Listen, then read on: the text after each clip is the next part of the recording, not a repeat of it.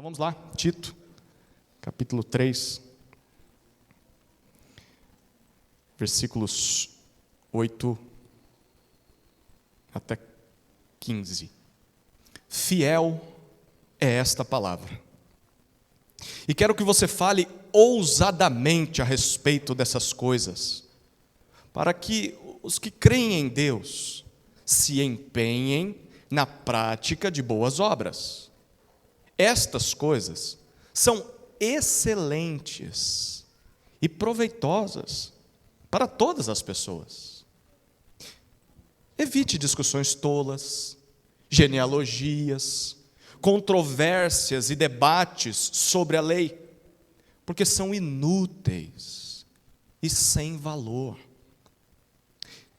Evite a pessoa que provoca divisões. Depois de admoestá-la uma ou duas vezes, pois você sabe que tal pessoa está pervertida, vive pecando e por si mesma está condenada. Quando eu lhe enviar Ártemas ou Tíquico, faça o possível para vir ao meu encontro em Nicópolis. Estou resolvido a passar o inverno ali. Ajude da melhor maneira possível Zenas, o intérprete da lei, e também Apolo, para que não lhes falte nada para a viagem. E quanto aos nossos, que aprendam também a se empenhar na prática de boas obras a favor dos necessitados, para não se tornarem infrutíferos. Todos os que estão comigo mandam saudações a você. Dê saudações àqueles que nos amam na fé. A graça esteja com todos vocês. Amém. O que um pastor, presbítero, precisa fazer, se quiser cumprir plenamente o seu ministério? E o que isso tem a ver com a igreja, com os crentes em geral? E do que tanto pastor, presbítero e membresia de uma igreja precisam para cumprir esse papel? É sobre isso que esse texto que lemos fala. Você lembra? Capítulo 1, versículo 5 diz o resumo da missão de Tito em Creta. Você já decorou, não decorou? Colocar em ordem as coisas restantes e em cada cidade estabelecer presbíteros irrepreensíveis, como vimos. A razão disso estava no fato de que havia muitos insubordinados na ilha. Pessoas que diziam ser crentes, que ocupavam cargo de liderança, que pregavam nas casas, mas pregavam o que não se devia pregar. Agiam por conta própria e queriam dinheiro do povo. E estavam desviando muitas pessoas, tornando a vida daquela igreja em Creta uma vida de doença na fé. Por isso, Tito deveria silenciá-los. Dura missão. Tirá-los da liderança.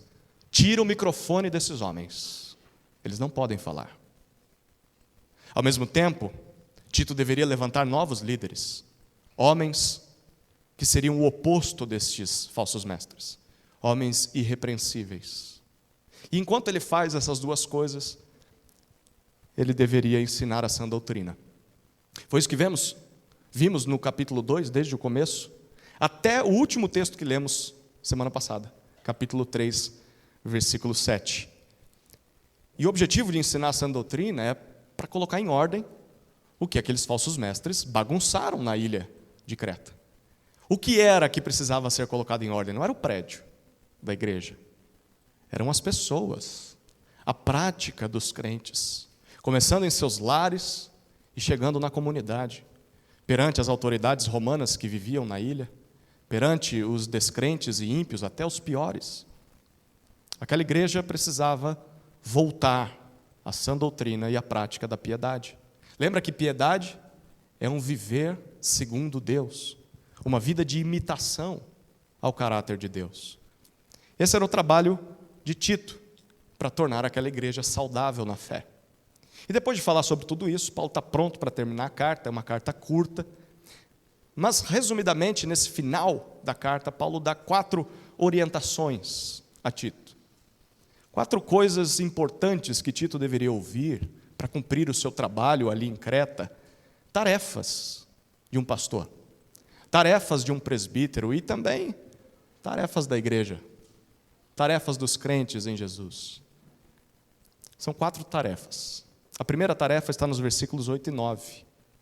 É ensinar a palavra fiel. O que um pastor deve fazer? Ensinar a palavra fiel. Olhe novamente os versículos 8 e 9. Fiel é esta palavra. E quero que você fale ousadamente a respeito dessas coisas, para que os que creem em Deus se empenhem na prática de boas obras. Estas coisas são excelentes e proveitosas para todas as pessoas. Evite discussões tolas, genealogias, controvérsias e debates sobre a lei, porque são inúteis e sem valor. Paulo começa no versículo 8 afirmando: esta palavra é fiel, ou é digna de confiança, digna de crédito. Que palavra é essa da qual ele está falando? Bem provavelmente daquilo que ele disse antes. O que Paulo disse antes? Vamos para o final da pregação do Rafael semana passada. Olha o capítulo 3, versículos 4 a 7.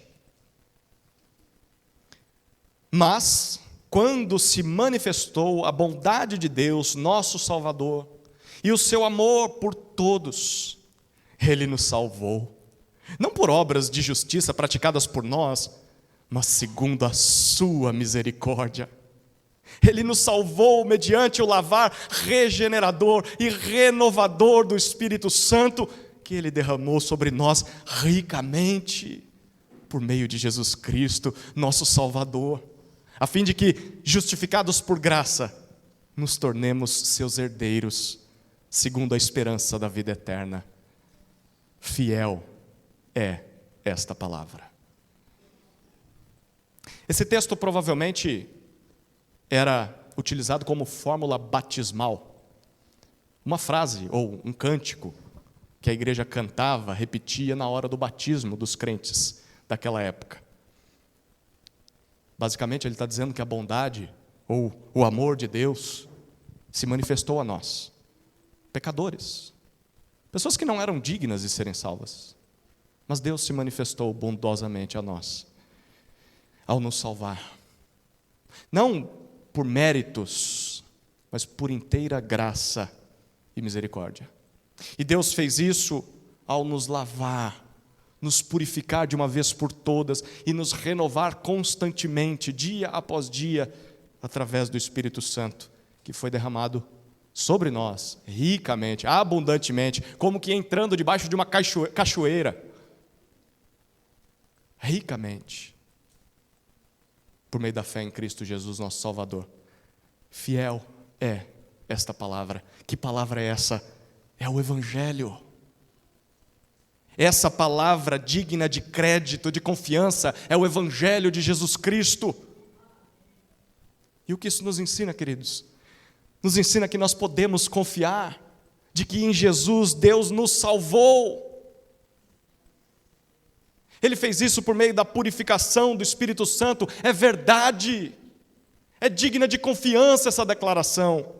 Por mais que os nossos pecados nos atrapalhem, por mais que tropecemos, por mais que Satanás nos acuse, pela fé em Jesus, Deus nos salvou, apesar de nós, apesar de nossa miséria, e disso nós podemos ter certeza. Nada ou ninguém anula a obra de Cristo na cruz, ninguém apaga isso. Digna é de confiança essa palavra. Por causa disso, Paulo continua no versículo 8, desejando que Tito fale, proclame, afirme estas palavras, mas faça isso com ousadia, ousadamente, categoricamente, diz uma outra versão. Fale isso com confiança, Tito. Fale com firmeza, fale com insistência. Por quê? O motivo, ele continua no versículo 8, para que os que creem em Deus se empenhem. Aqueles que dizem crer em Deus se ocupem atentamente, zelosamente na prática de boas obras. Que boas obras eram essas? Será que é sair pintando guia da rua? Isso é uma boa obra, sim, com certeza. Mas com certeza vai mais do que isso, não é? Mais do que fazer melhorias no bairro, mais do que abrir uma ONG, mais do que fazer filantropia. As boas obras começaram a ser descritas desde o começo do capítulo 2. Você se lembra, não? Homens e mulheres mais velhos, jovens, escravos, com vidas piedosas. Crentes que imitam a Deus, tanto dentro do lar e da igreja, quanto na sociedade, perante as autoridades e os descrentes. Isso são boas obras. Tudo isso com o objetivo de apresentar ao mundo descrente, como Paulo disse no versículo 10 do capítulo 2, a beleza da doutrina de Deus, nosso Salvador. À medida em que o nosso testemunho aparece para as pessoas vão tendo informações a respeito de Cristo e também têm esperança de um dia poderem ser salvas, através da minha e da sua vida, onde quer que a gente esteja. É por isso que um pastor, um ministro, um presbítero precisa falar, pregar a palavra digna de confiança, precisa pregar o Evangelho. É com o Evangelho que ele deve mais se ocupar. Não é com o último livro que lançou, o best-seller do ano. Não é com a última psicologia moderna que surgiu. Não é isso que ele precisa pregar. O que ele precisa pregar é o Evangelho, porque é o Evangelho que muda as vidas. E é esse Evangelho que pode transformar as pessoas lá fora. Por isso, fale ousadamente estas coisas, sem covardia. É o Evangelho que você deve falar. Porque é isso que nós, os que cremos em Deus, mais precisamos ouvir, queridos. O que você vem ouvir quando vem a um culto ao Senhor? O que você realmente quer ouvir? Você quer ouvir a palavra fiel? É isso que transforma vidas. É disso que nós precisamos, para sermos lembrados e instigados, ao sairmos por esses portões, ao praticar boas obras. O campo missionário é a partir desse portão. Eu vi no Instagram esses dias uma igreja que tinha em cima da porta escrito assim: bem-vindo ao campo missionário. Mas não era quando você entrava no salão de cultos, é quando você saía do salão de cultos. E não é isso? Quando saímos por esse portão, ali está o campo missionário, a nossa casa, a nossa rua, a vizinhança, os amigos, escola, trabalho. Esse é o campo missionário. Aqui é o vestiário.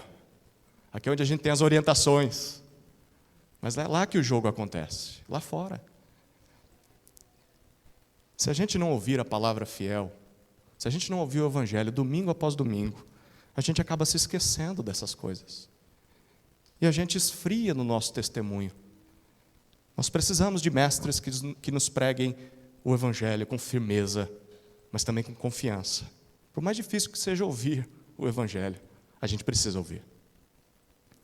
Por quê? Versículo 8 não terminou, reparou? Paulo diz: todas estas coisas, Tito, são excelentes. Essas verdades do Evangelho são boas, Tito, são valorosas, são vantajosas, mas não só isso, elas também são proveitosas. Elas têm proveito, são úteis, produzem benefícios na vida das pessoas. E não só algumas pessoas, mas todas as pessoas, não é isso que ele diz? Para todas as pessoas. Todas as pessoas, envolve todos os crentes que congregam com você nessa igreja, envolvem a sua família e envolvem os descrentes com quem você convive nesse mundo. Estas coisas abençoam as pessoas à nossa volta, à medida em que cremos no Evangelho e praticamos as suas consequências. Quando nós ouvimos o Evangelho, ele nos chama a uma mudança de vida. A prática de boas obras, isso é resultado da salvação. E isso mostra ao mundo que nós cremos em Jesus, mas também cativa o mundo, para que eles também queiram essa transformação, essa salvação. Mas pense o contrário, quando isso não acontece. Pense em quando nós ouvimos o Evangelho, mas não nos empenhamos na prática de boas obras, ou sequer ouvimos o Evangelho. Igreja não é importante para a gente. Tudo é importante, menos a igreja. O jogo que está passando, a visita que eu queria fazer ou recebi, tudo é importante, menos ouvir o Evangelho. Bom, as pessoas podem até nos ver com um discurso bonito. Então a gente assim, tem várias declarações de fé, e talvez defenda a fé e fogo, a fé reformada, as doutrinas da graça, o que a Bíblia diz. Mas aí vão olhar para a nossa prática e vão achar, eita, tem alguma coisa esquisita aqui. Não parece que a vida dele tem a ver com aquilo que ele fala. A gente tem um nome pesado para isso, não tem? Hipocrisia. Jesus disse que os fariseus eram hipócritas, porque eles falavam uma coisa e viviam outra. O que eles falavam era bonito, mas a prática não era. Bom, se nós não ouvirmos o Evangelho e não nos empenharmos na prática de boas obras, seremos iguais. Bom, o resultado é que as pessoas não vão desejar o Evangelho. Elas vão dizer, crer para quê? Para ficar igual a você? Eu prefiro continuar do jeito que eu estou. Quem crê em Deus precisa ouvir cada vez mais o Evangelho e precisa se dedicar à prática de boas obras. Isso comprova que a sua fé é verdadeira. E aí a gente precisa se perguntar como é que está a nossa vida. Como é que está o nosso testemunho perante as pessoas com quem convivemos toda semana. Mas para cumprir essa tarefa, Tito não poderia se ocupar com algumas coisas ruins. Diz o versículo 9. Provavelmente essas coisas estavam na boca dos falsos mestres da ilha. Que coisas ruins eram essas? Olha o que o versículo 9 diz. Evite, fique longe, mantenha a distância. Evite o quê? Primeiro, discussões tolas. Basicamente, a palavra ou a expressão aqui significa controvérsias, questões estúpidas, que não tem sentido nenhum. Sabe? Adão tinha umbigo ou não? E se o homem nunca tivesse comido da árvore? E aí? Você vai ficar rodando nesses discursos até quando? E a realidade, a tua vida, você vai mudar quando? Evite essas coisas. Segundo, evite genealogias.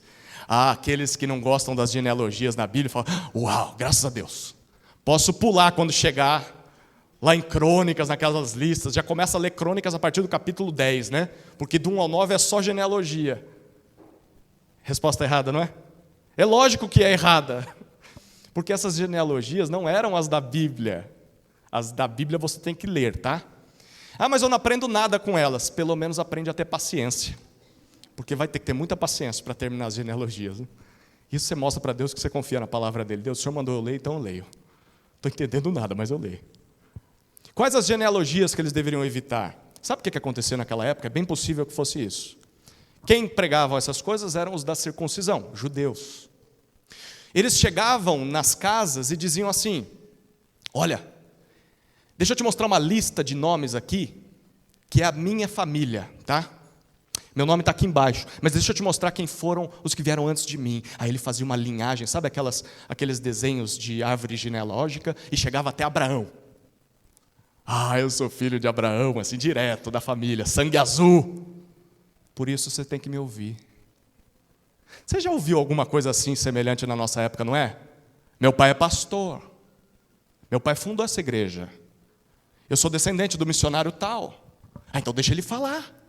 Deixa ele falar, porque é importante essa pessoa. Era isso que eles faziam. Evite essas coisas. Você não precisa dar carteirada, não. Só prega a palavra. Prega a palavra, Tito, só isso. Terceiro, evite controvérsias. Ou brigas de palavras, conflitos. Para que ficar debatendo com a turma? Para que ficar gritando, se irando? A gente tem vários exemplos disso na internet, né? E evite debates sobre a lei. Brigas, discussões por quais leis nós deveríamos obedecer. No sábado, eu posso levantar essa folha ou não? Vamos discutir por 3 semanas na escola bíblica sobre se podemos fazer as coisas ou não no sábado. Paulo já disse que aquela igreja estava dando ouvidos a mandamentos de homens. Lembra disso? Capítulo 1, versículo 14. A igreja tinha que parar de ouvi-los. E Tito, você nem entra nessa discussão, Tito. Vai para o evangelho. Esqueça os mandamentos e leis de homens. Para de discutir isso, Tito. Você não foi chamado para fazer isso, cara. Sua missão é outra. O motivo, Paulo termina no versículo 9. Porque todas estas coisas são o quê? Muito úteis para a vida da igreja. É isso? São inúteis. Essas coisas não têm qualquer utilidade. E ainda são sem valor, são fúteis. Vazias. Tudo isso aqui não produz qualquer benefício à fé da igreja, não produz edificação para a igreja, só gera mais discussão, só gera mais discórdia. Eu discordo de você. Aí fica lá a igreja discutindo e debatendo por coisas inúteis. Para cumprir a sua tarefa de ensinar a palavra fiel, o ministro, o presbítero, não deve se envolver com conversas ou falsos ensinos de falsos mestres. Um líder precisa escolher muito bem quem serão suas amizades, quem serão suas influências teológicas, que livro ele vai ler, que teólogo ele vai seguir, quem serão seus mestres. Precisam ser pessoas que têm fé e boa doutrina, mas que também têm prática. Pessoas que praticam boas obras. Mas o mesmo vale para uma igreja que quer ser saudável. Você quer ser saudável? Quer que nossa igreja seja cada vez mais saudável? Então nós precisamos nos esforçar por conhecer a verdade, a fim de vivê-la e valorizar o ensino da verdade. E uma vez que formos capazes de identificar a verdade, então o nosso trabalho é evitar, é se afastar o quanto antes das falsas doutrinas, dos falsos mestres. Aí no domingo você recebe uma excelente exposição da palavra, profunda, prática, Bíblia, Evangelho. Na segunda-feira você está ouvindo, eu quase falei o nome. Você conhece os hereges dessa época? E se não conhece, deveria pelo menos saber identificá-los. Aí está seguindo nas redes sociais um herege, o cara não cita a Bíblia, você não sabe nem de que igreja ele é, mas ele está pregando, é bonito o vídeo, você está ouvindo. Não, eu vou ler um livro teológico. Aí vai para o que mais vende. Normalmente o que mais vende, gente, a voz do povo é a voz do diabo. Você achou que era a voz de Deus? Não é não, isso não é Bíblia, tá? O que o povo pecador quer? Quer alguém que massageie o ego deles, não quer Deus, não quer Bíblia. Aí os best-sellers, não quer dizer que se vendeu muito é ruim, mas normalmente vendeu muito, é bem raso assim. Café com Deus Pai, faça-me o favor, vai ler tua Bíblia.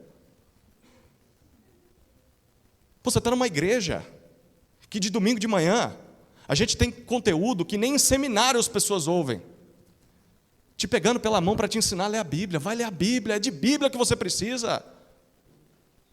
Fuja de coisa rasa, de ensino que não produz crescimento. Avalie bem os filmes que você assiste, as séries que você põe em sua família para ver. Tudo isso só atrapalha a nossa caminhada de fé. Mas a gente precisa de evangelho, puro e simples. Evangelho, evangelho, evangelho. Até o último dia de nossas vidas. Primeira tarefa de um pastor é ensinar a palavra fiel. Segunda tarefa, evitar quem causa divisões. Evitar quem causa divisões. Eu vou até tomar minha água aqui de novo, mas acompanhe o versículo 10 e 11, o que Paulo diz.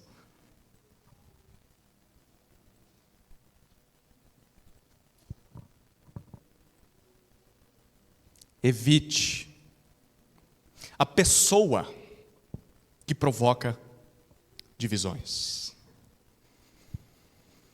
Depois de admoestá-la uma ou duas vezes, pois você sabe que tal pessoa está pervertida, vive pecando e por si mesma está condenada. No português nós podemos ter a impressão de que no versículo 10 Paulo está falando algo semelhante ao que disse no versículo 9. Infelizmente as nossas traduções fizeram um serviço que poderia ser melhor aqui. Por quê? Porque no versículo 9, a palavra traduzida por evite é o verbo grego, agora você vai aprender línguas. Achou que não ia ter línguas aqui hoje? Peristemi. Qual que é a palavra? Peristemi. Está falando grego, olha lá. Peristemi significa ficar longe, manter distância de alguma coisa. Mas no versículo 10, o evite é a tradução de um outro verbo grego. Parai theomai. Parai theomai. Diferente, não é? Só na pronúncia já é diferente. O significado também é diferente. Parai theomai significa algo muito mais severo, muito mais forte.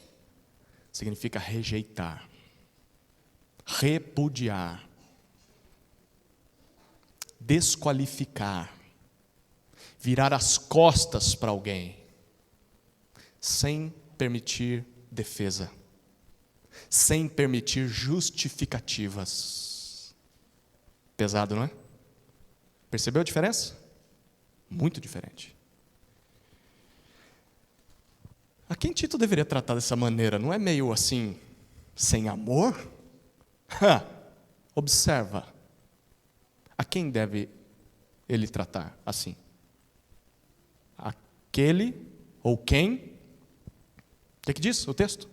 A pessoa que provoca divisões. Aí você diz, mas na minha Bíblia não está escrito assim, o homem faccioso. Está assim na sua Bíblia?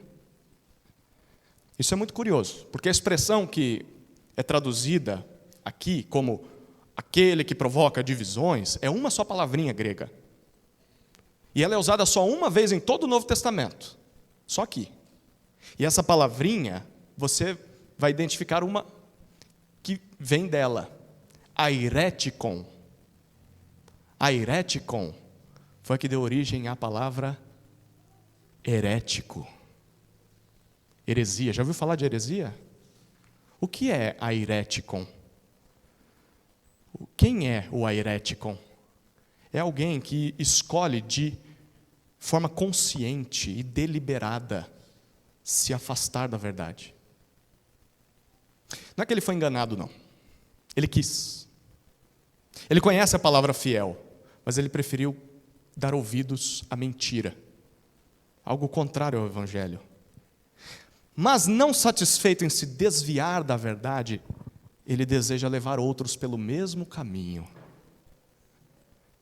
a ponto de criar facções na igreja, divisões na igreja. Esse é o herético, esse é o herege. Ele divide.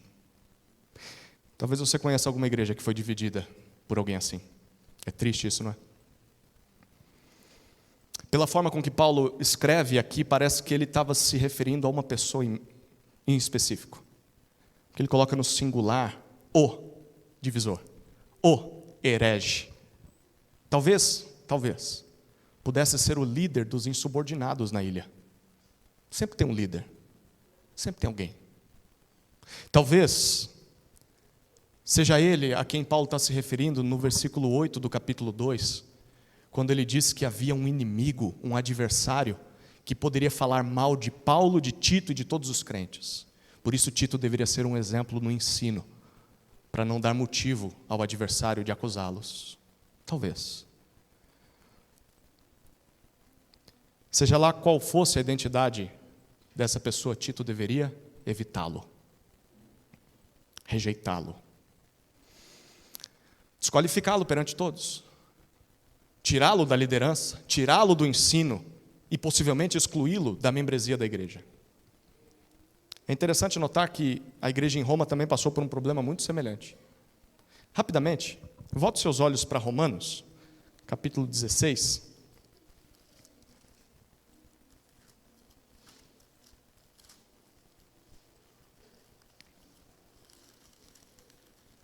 Romanos, capítulo 16.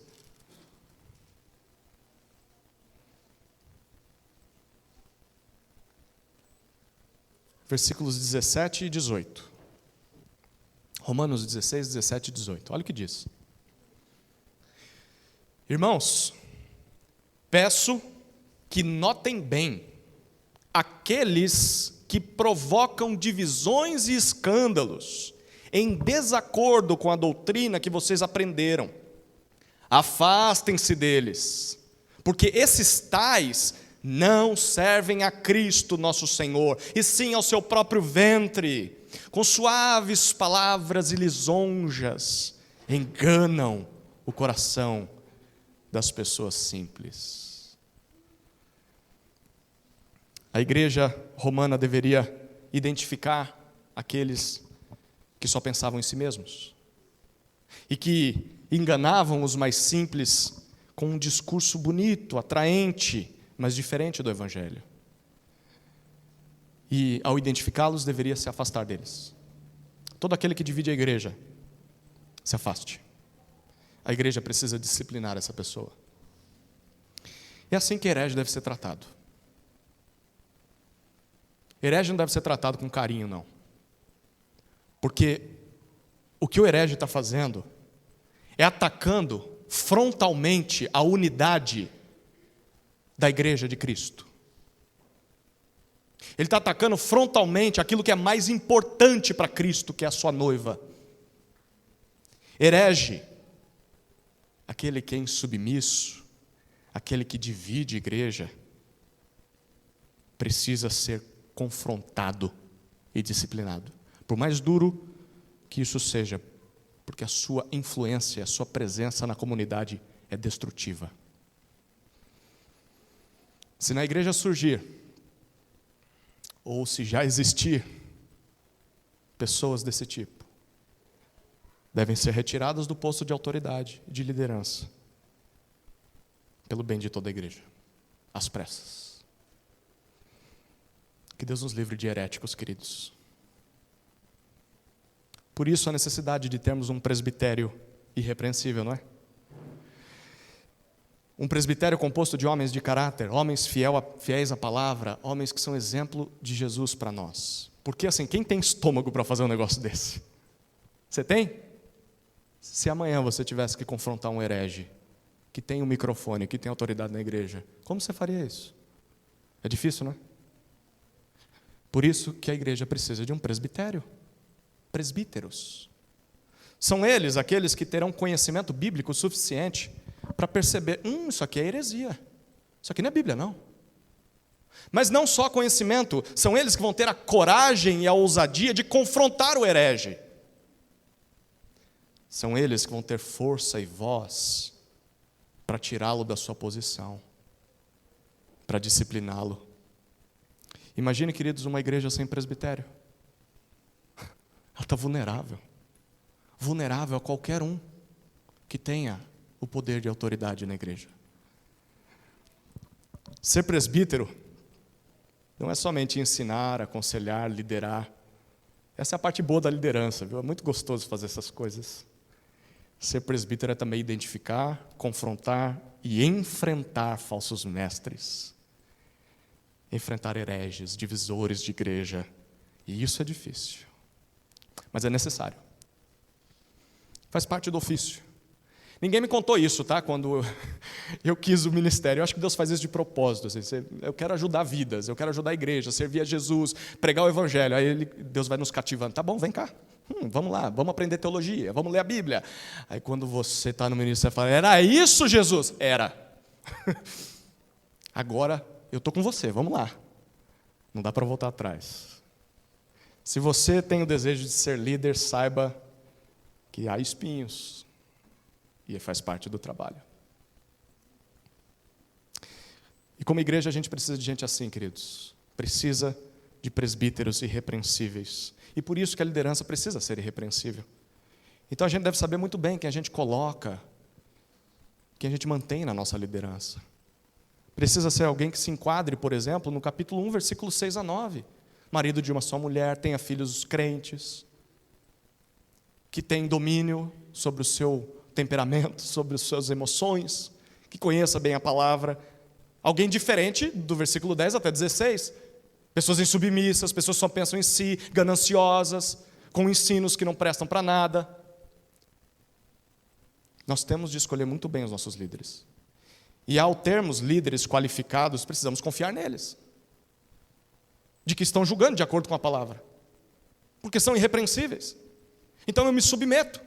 Eu confio nessa liderança, principalmente quando o caso é disciplina bíblica. Porque em disciplina bíblica, há muita mentira que se conta. Em quem nós vamos acreditar? Confiem no presbitério que vocês têm. Homens irrepreensíveis pela prática, você conhece a família deles, você conhece a doutrina deles, você conhece a prática deles, você conhece o coração deles. Semana após semana eles derramam seus corações sobre suas vidas. Confiem no seu presbitério, porque o divisor destrói a igreja.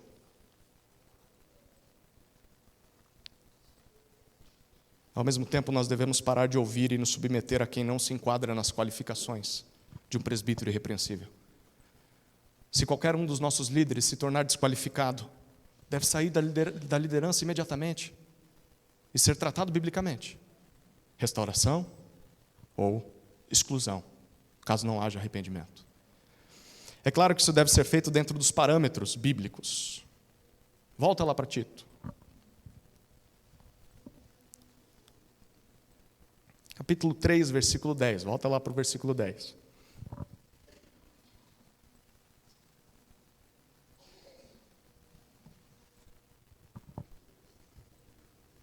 Evite a pessoa que provoca divisões, depois de quê? Depois de admoestá-lo, ou admoestá-la uma ou duas vezes. Você exorta ele uma vez. Eu vou mudar. Não se arrependeu, exorta a segunda vez. E aí, o que a gente faz? Cumpre o que Mateus 18 ensina. Leva para a igreja. Se ele não se arrepender, considere-o gentio e publicano. Nós não podemos simplesmente expulsar alguém da liderança ou da membresia da igreja sem dar à pessoa a oportunidade de ser confrontada pelo seu pecado, de se arrepender e de mudar. Todo esse processo exige muita paciência, exige longanimidade, exige graça. Mas caso a pessoa se recuse a ouvir, se recuse a se arrepender, então é necessário agir, nós não podemos ficar parados. Então, para tudo tem um limite. Se a pessoa já foi confrontada mais de uma vez, mas ela continua no seu pecado, não há arrependimento, não há mudança, então a disciplina, a exclusão, se torna um único caminho para a igreja. E mais vale obedecer a Deus do que se indispor com as pessoas, não é? Ou tentar se dispor com as pessoas. Mesmo que isso cause desconfortos, crises, inimizades.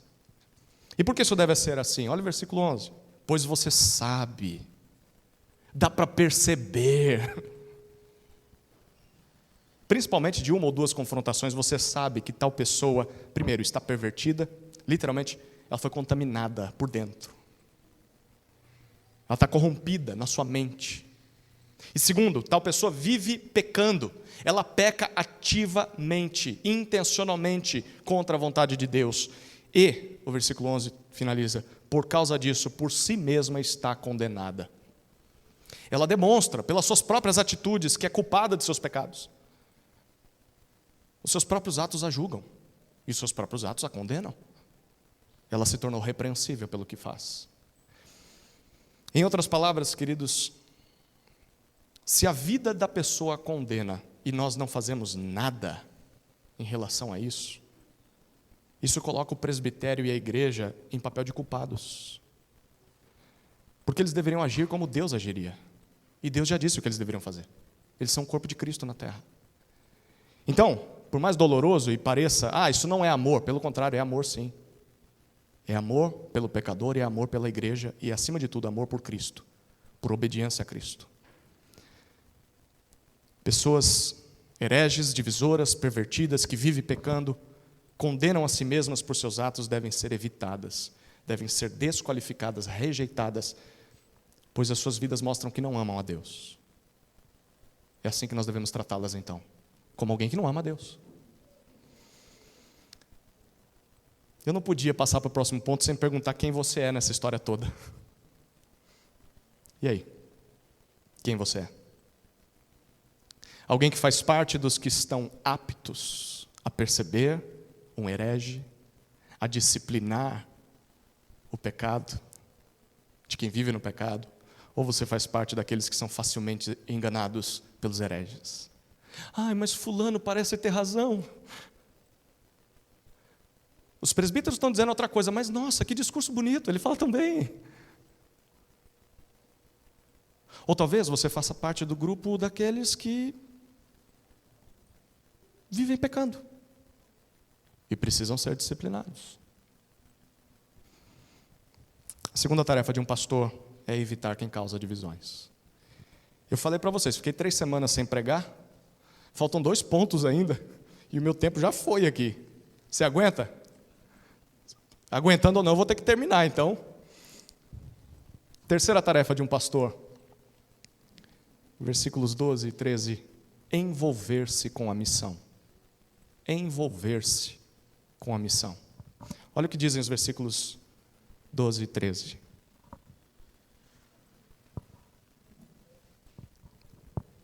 Quando eu lhe enviar Ártemas ou Tíquico, faça o possível para vir ao meu encontro em Nicópolis. Estou resolvido a passar o inverno ali. Ajude, da melhor maneira possível, Zenas, o intérprete da lei, e também Apolo, para que não lhes falte nada para a viagem. Agora Paulo olha para o futuro e apresenta os seus planos em relação a Tito. Versículo 12, ele diz, em breve vou enviar aí Ártemas ou Tíquico, ainda não decidi, eram companheiros de Paulo. Mas até lá, o que Tito deveria fazer? Faz o que Paulo mandou até agora na carta. Mas, quando um dos dois chegarem, versículo 12 continua, você deve fazer todo o possível, com o máximo do seu empenho, para vir ao meu encontro em Nicópolis.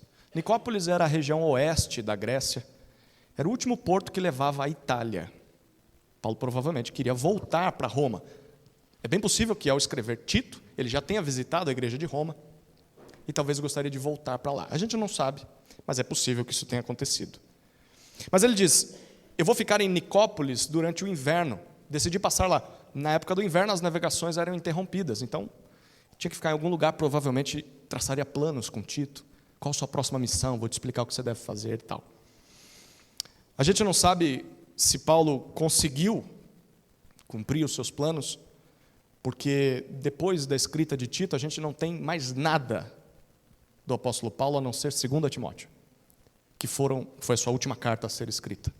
Também é possível que entre chamar Tito para Nicópolis e 2 Timóteo, Paulo tenha sido preso sob o imperador romano Tito. É Tito? Não, Nero. Foi preso, escreveu 2 Timóteo e depois foi decapitado. Foi morto. Então, estamos diante de um dos últimos registros de Paulo. Mas só esse plano de Paulo no versículo 12 destacam 2 verdades para nós. A primeira verdade é que o trabalho em Creta não terminaria em Tito. Outros dariam sequência àquilo que Tito estava começando em Creta. E na verdade, queridos, isso acontece em qualquer lugar.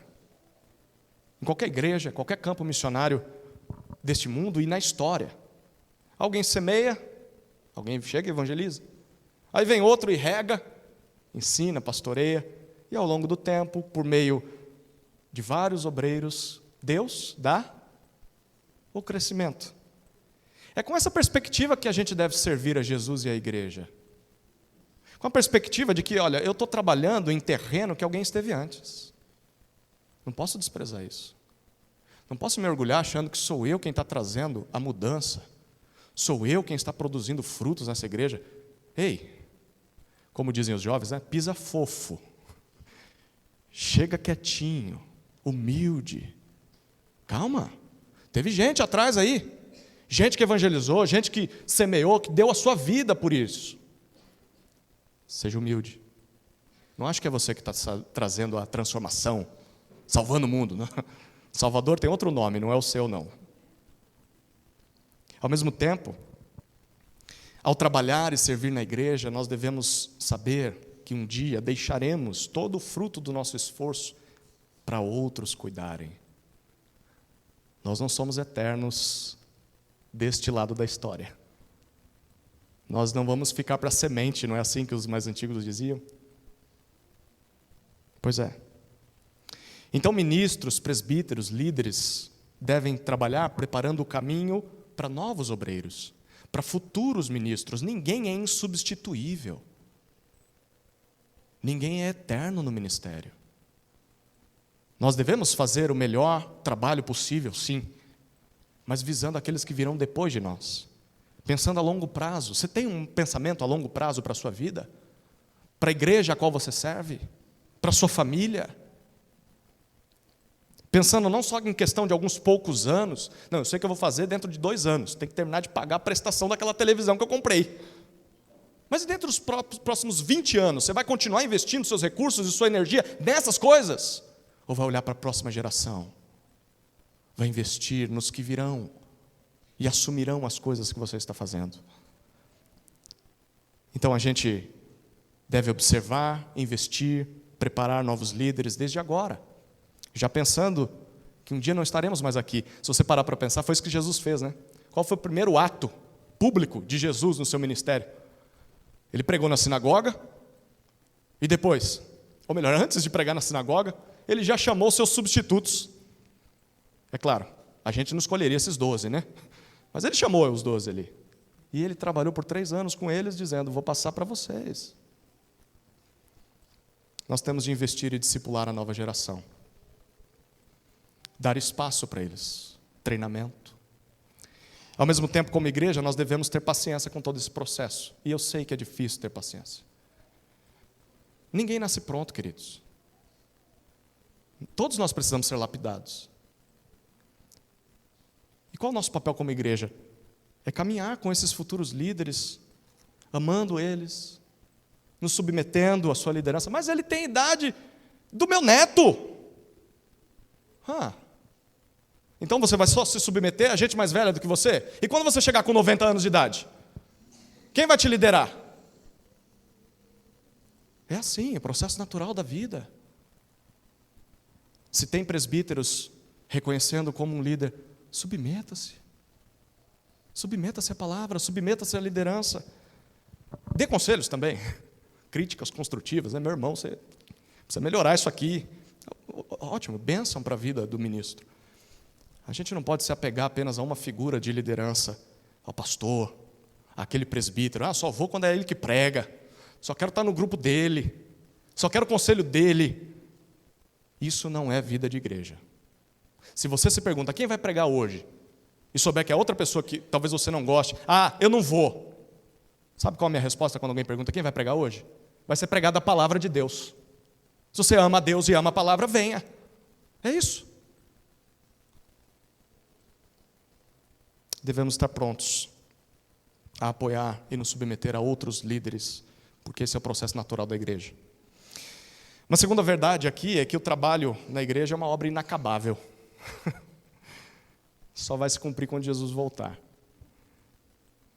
Falsos mestres precisam ser disciplinados, a sã doutrina tem que ser pregada, a gente pode se tornar um pouco mais saudável na fé, ainda assim a gente sempre vai precisar de líderes irrepreensíveis para nos ensinar, para nos exortar, para nos proteger de mais falsos mestres, de mais falsos ensinamentos. E talvez o líder está pensando assim, gente, quando é que acaba esse trabalho? Não acaba. Então você que está na liderança ou deseja isso, não desanime diante dos tremendos desafios da liderança, é isso mesmo.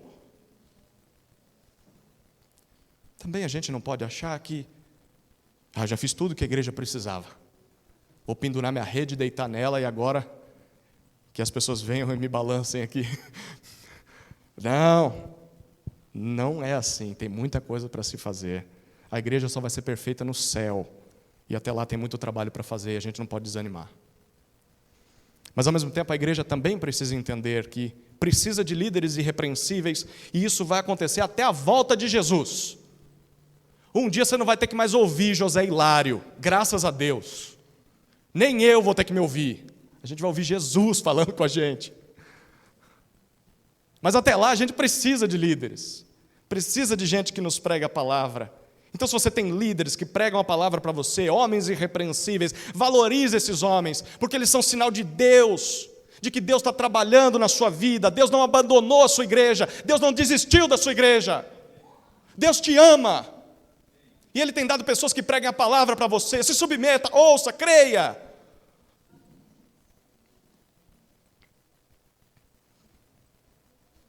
Depois de falar sobre o seu futuro, no versículo 13, Paulo se volta para o presente e orienta Tito: Tito, ajude. A palavra ajudar pode significar encaminhe ou providencie todo o necessário. Ajude Zenas, o intérprete da lei, um advogado.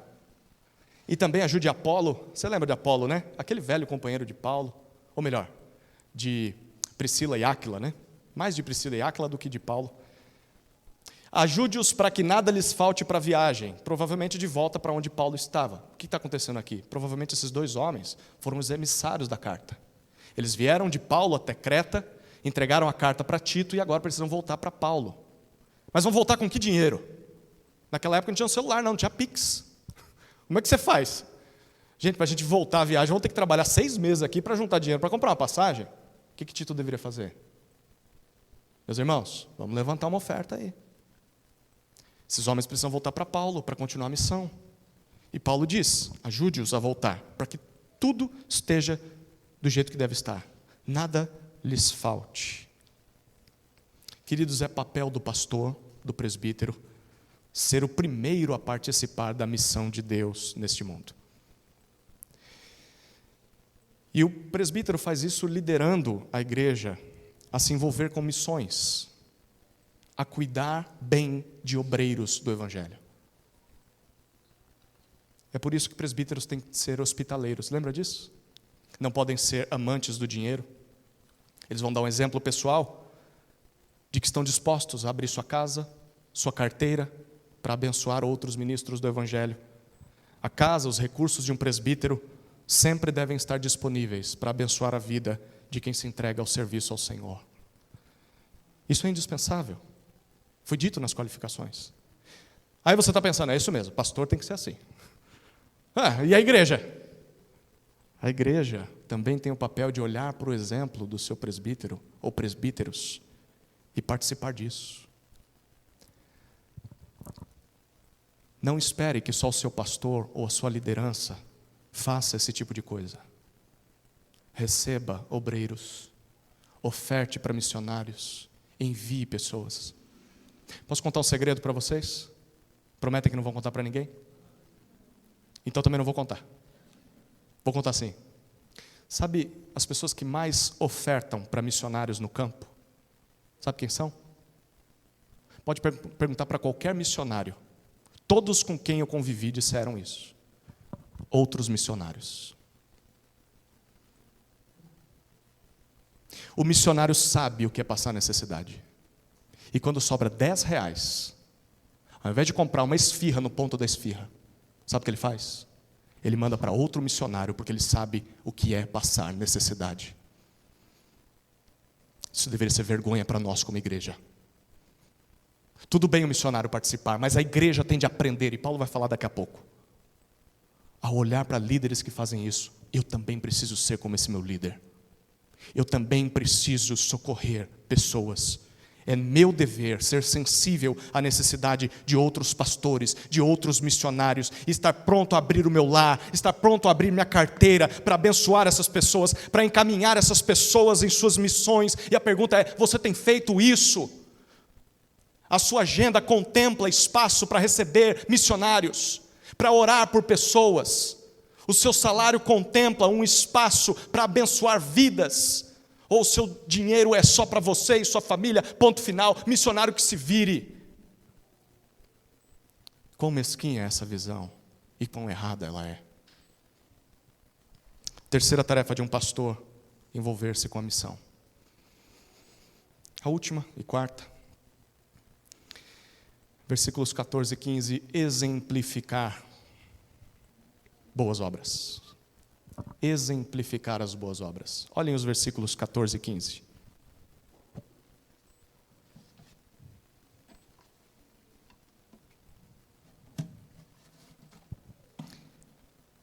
quanto aos nossos, que aprendam também a se empenhar na prática de boas obras a favor dos necessitados, para não se tornarem infrutíferos. Todos os que estão comigo mandam saudações a você. Dê saudações àqueles que nos amam na fé.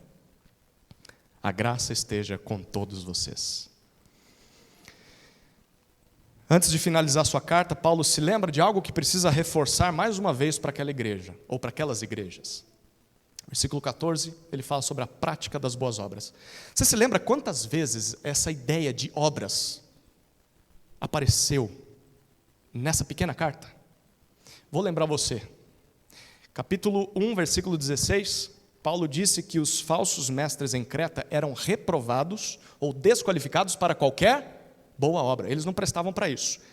Depois disso, no capítulo 2, versículo 7, ele chama Tito a ser um exemplo, um padrão de boas obras. Em contrário a eles, você seja um exemplo para os crentes. Capítulo 2, versículo 14, nós lemos que Jesus Cristo se entregou para nos remir e nos tornar seu povo exclusivo na terra, zeloso, dedicado à prática de boas obras. Capítulo 3, versículo 1, Paulo chama Tito a lembrar todos os crentes a estarem prontos para toda boa obra perante a sociedade. Capítulo 3, versículo 5, apesar disso, ele faz questão de nos lembrar que nós não fomos salvos por obras de justiça praticadas por nós, mas segundo a misericórdia de Deus. E como nós acabamos de ver no versículo 8 do capítulo 3, Tito deveria pregar a palavra fiel aos que creem em Deus, para que se empenhem na prática de boas obras. Quantas referências, né? Uma carta tão pequena. O que dá para concluir sobre boas obras com base em Tito? É que isso é muito importante para Paulo e muito importante para aquela ilha. Em resumo, nós não somos salvos por nossas boas obras, por obras de justiça, até porque nós éramos incapazes de praticá-las antes de Jesus nos alcançar. Mas por sua graça e misericórdia, fomos salvos, por meio de Jesus, sendo então habilitados e chamados à prática de boas obras. Boas obras, basicamente, são formas de imitarmos Jesus nesse mundo, de refletirmos quem Jesus é a este mundo. Pois bem, com base em tudo isso, no versículo 14, Paulo diz: e quanto aos nossos quem, Paulo? Literalmente ele fala nosso próprio. Por implicação, ele está falando povo. Nosso próprio povo. Os crentes em geral. Que aprendam. A palavra aqui é curiosa. Se permitam ser instruídos. Sejam alunos, aprendizes. Imitem seu mestre. Imitem seu professor. Aprendam também. Não é só você, Tito. Mas eles também aprendam a se empenhar na prática de boas obras a favor dos necessitados. O que Paulo está dizendo aqui, queridos? O que ele diz no 13? Tito, você deve ajudar Zenas e Apolo na sua viagem, de modo que nada lhes falte, nem dinheiro, nem hospedagem, nem roupas, nem comida. E quem que assistiria tudo isso de camarote? A igreja, os olhinhos esbugalhados, olhando. Nosso pastor como trata o missionário. Gente, ele deu tudo aquilo de dinheiro para o missionário. Olha, ele abriu a casa dele para o missionário. Nossa, ele se sacrifica em favor do missionário. Aí Paulo diz, tá bom. O que vocês devem fazer agora? O mesmo que vocês estão aprendendo com Tito. Agora vocês também, quanto aos nossos, também aprendam a se dedicar às boas obras. Especialmente aos que mais precisam. E olha, eu vou dizer para você, se tem gente que precisa nesse mundo, é obreiro, missionário e pastor. Tem alguns poucos aí na mídia aí que não precisam, mas de cada 20 pastores que eu conheço, 21 passam necessidades. Como é dura a vida de obreiros. Isso significa que se uma igreja vê em seus líderes e presbíteros pessoas que se sacrificam pelo bem de outras, pessoas que amam, que doam, que servem, se entregam, especialmente outros crentes, servem igrejas, servem pastores, servem missionários. Essa igreja deve aprender com esse exemplo. Não só assistir como alguém que vai para o estádio e vê jogadores no campo e fala, nossa, é isso mesmo, tinha que fazer assim, tinha que fazer assado, está errado o seu comportamento. Não! Amarra uma chuteira no pé e entra em campo, Deus quer você lá também. Aprenda. Pare de criticar, comece a fazer. Se envolva. Reproduza o que você está vendo. Não é só o pastor ou líder que deve se envolver no serviço ao Senhor, abrir mão de recursos para abençoar outros. Não só são presbíteros que devem ser hospitaleiros e não amantes do dinheiro. Toda a igreja deve aprender a fazer o mesmo. Todos nós somos chamados a pensar nas necessidades uns dos outros, especialmente de obreiros, de ministros do Evangelho, e socorrê-los, mesmo que isso nos custe muito. Esse é um dos maiores indicadores, queridos, de que fazemos parte do povo do Messias. O Messias abriu mão de tudo o que tinha, se fez pobre para salvar e socorrer aqueles que nada tinham, eu e você, e nos tornou ricos. Boas obras a favor dos necessitados deve ser uma marca evidente na vida do povo de Deus. Detalhe, isso é algo que se aprende. Quanto aos nossos, que aprendam. Então você precisa de professores, precisa de mestres, exemplos a seguir. A vida dos presbíteros é um exemplo para você, mas você também precisa ter vontade, meu querido. Minha querida irmã, você precisa ter vontade e disposição em imitar esse exemplo e colocar isso em prática. Se não nos movermos nessa direção, nunca aprenderemos essa lição. Qual é o problema de sermos reprovados nessa matéria? Eu não quero aprender essas coisas não. Coisa chata. Olha o versículo 14 como termina. Os crentes em Creta deveriam aprender a se empenhar nas boas obras para não se tornarem infrutíferos. Quem não se exercita na prática de boas obras acaba se tornando improdutivo, inútil para Deus, para a igreja, para o mundo. Você está aí para quê? Pense numa macieira. Você gosta de maçãs? Não gosto. Uma mangueira. Sei lá o que você gosta. Uma árvore que deveria produzir fruto. Ela é linda. Nossa, as folhas verdes. E aí chega a época da colheita, você vai lá, não tem um fruto. Legal, ela dá sombra, né? Deixa o seu jardim bonito, mas cadê a maçã? O propósito principal para o qual ela existe não está sendo cumprido. Aplique isso à vida cristã. O que Paulo está dizendo é isso. Se Jesus te salvou para te tornar um povo exclusivamente seu, dedicado à prática de boas obras, e você não pratica boas obras, você pode até ser o crente mais vistoso da cidade, você anda com a Bíblia debaixo do braço, você tem um linguajar evangélico, você conhece todos os louvores, todos os versículos, mas você vai ser inútil para Deus, porque você não vai estar cumprindo o propósito principal para o qual você foi redimido nessa terra. E assim você vai estar cada vez mais parecido com os insubordinados de Creta do que com Jesus. Porque eles eram reprovados para qualquer boa obra. Nós não somos. Nós conseguimos, se é que cremos em Jesus.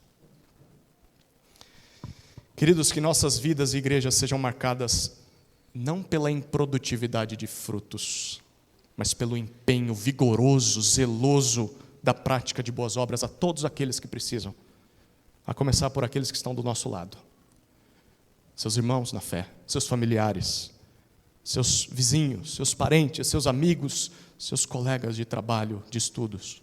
Comece a olhar para as necessidades ao redor e busque se envolver.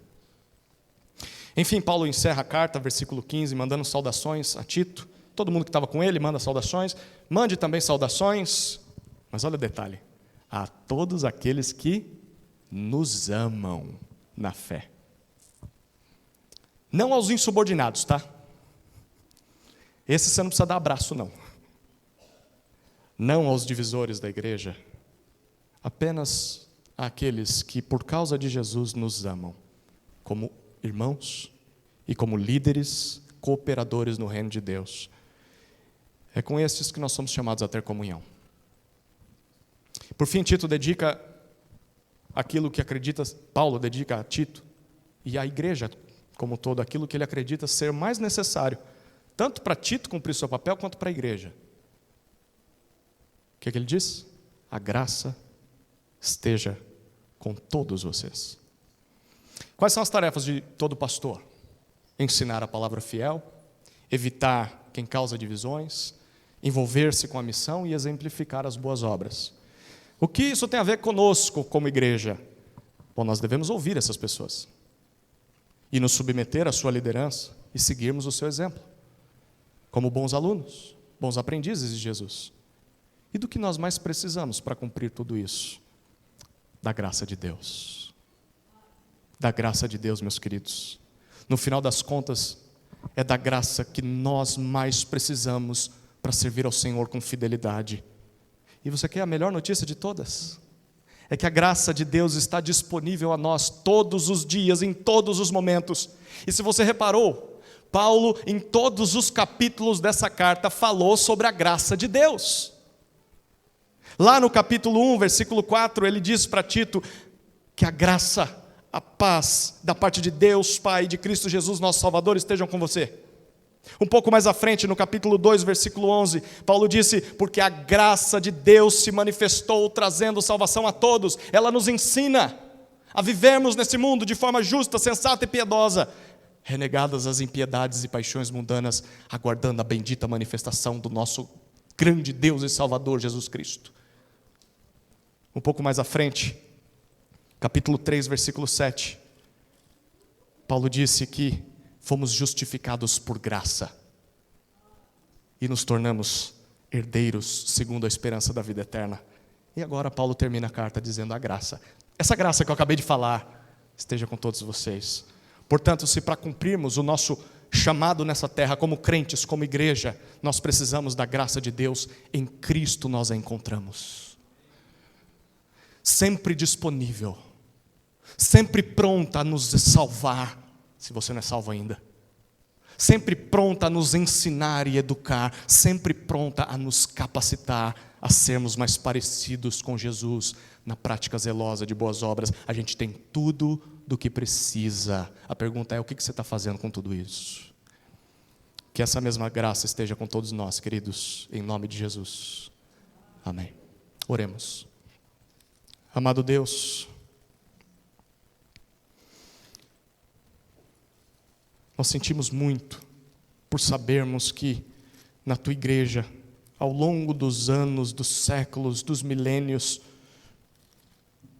homens cruéis se introduziram até mesmo na liderança e fazem isso até hoje. Rejeitam a Tua palavra, querem corromper a vida das pessoas. Mas o Senhor promete que um dia visitará a sua igreja. Vai expô-los e vai discipliná-los. Mas até lá, nos ajuda, Senhor, a cumprir o nosso trabalho. Que não imitemos o que é mal, e sim o que é bom.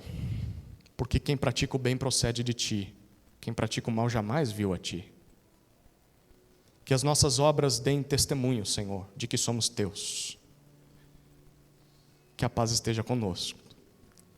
E que a Tua graça não nos falte todos os dias, a Teu encontro contigo em glória. Assim oramos em nome de Jesus. Amém.